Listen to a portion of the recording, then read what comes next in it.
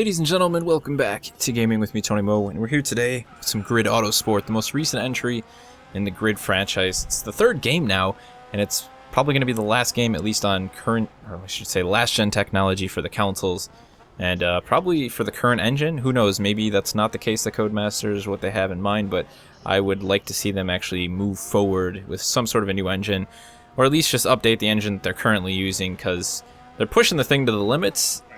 But it would be awesome to see what they could do with a true next-gen engine, get a new physics engine, and hopefully Grid Autosport sells well enough where they can really kind of go places with the series. But I think Autosport is a step in the right direction. Now, if you guys are unfamiliar, Codemasters also worked on the Toka race driver games back in the day.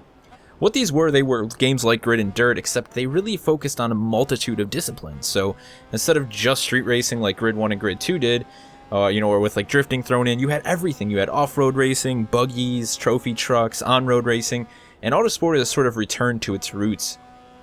While there isn't really any off-road racing, you do have an extremely wide selection of classes for the cars as well as different types of racing. So, for example, right here you're seeing some open wheel. This is some Class 3 Formula 3 racing.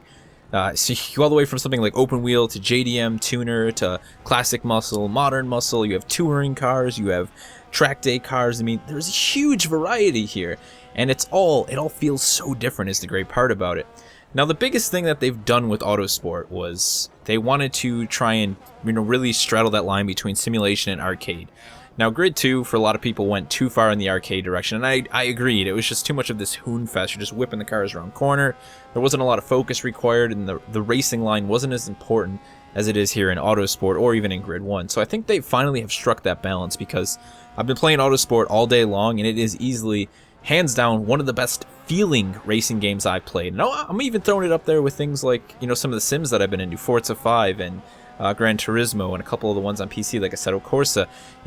Those are full-on Sims. They feel great in their own way, but there's just something about the way that Autosport delivers the driving experience to the player that just makes it feel so damn good. Now, I know I sound like a salesman right now because the game just really does feel that good. I can't recommend it enough. And the big thing for me is there are so many, again, dealing with the variety that you have when it comes to the type of racing that you can do. There is sort of a class where you can start off if you're completely new to racing games, and then you have all the different assists that you can turn on and off. There's just so much here to make it an experience for everyone. So if you're a hardcore racing fan who wants to turn everything off, run manual, shift, play against the hardest opponents, you can do that. Or you can knock it down, you can run the slower cars, and you can work your way up. Now, in single player, you sort of just go about this career where you're racing for different factory companies and in different cars.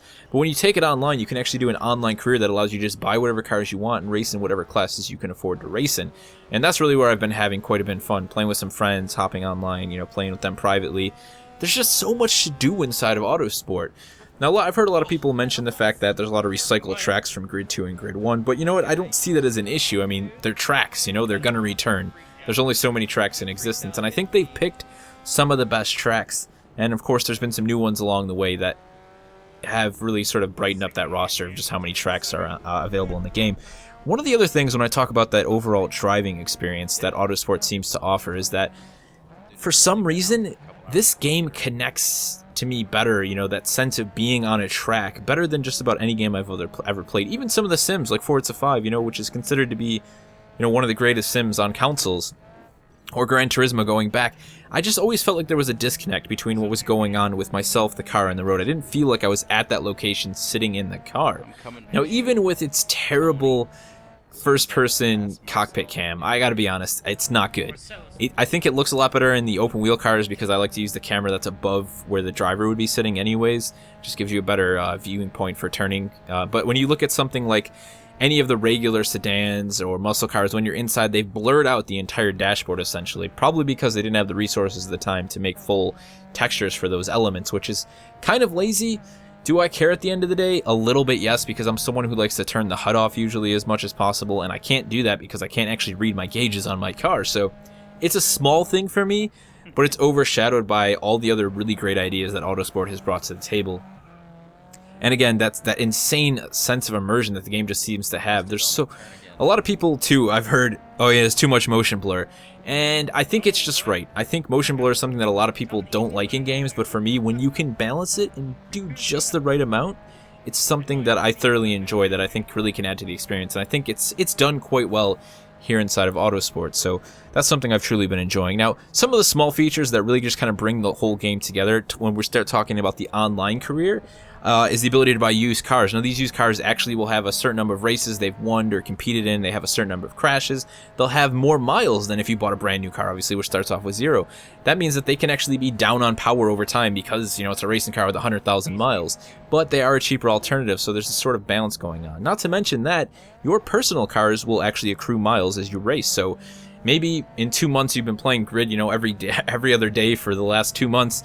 You know, your favorite car is now getting on. You know, it's like, oh man, it's got 20,000 race miles on it. You know, it's really starting to feel like it's warm. Maybe it's time that I upgrade to another car, or maybe I put this on the back burner, use this as a practice car, and pick up another of that same car. You know, so there's a lot of small elements done outside of that, you know, actual racing experience to sort of make for just, you know, more interesting gameplay. I think one of the coolest things was the endurance races that I checked out with a couple people. So you can set the timer up to a 40-minute endurance race, and you actually have tire degradation at that point.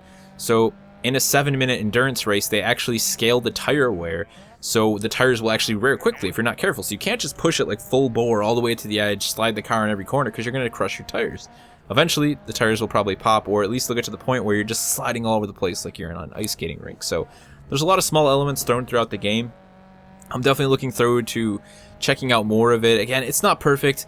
I think things like the livery system and just your ability to paint cars is sort of blah. It's not really on that same level as Forza, but when you look at the budget that somebody like Codemasters has compared to somebody like Turn 10 who has Microsoft backing them as an Xbox One launch title nonetheless, and you know, going into the past, it's just always sort of been a thing for Forza to be the launch title with Microsoft throwing the money at them. Codemasters doesn't really have that, and while all of those things are great and they definitely add to the overall experience, at the end of the day, what Autosport has to offer on a racing level is still some of the best that I've seen in any racing genre. And really, if you're looking to getting into racing games for the very first time, and you know, you don't need to go all crazy, you're not looking to play a sim with the wheel, grab an Xbox controller, grab a PS4 controller, PS3 controller, whatever you can run on your PC, and check out Grid Autosport. It's $50, it's available on Steam.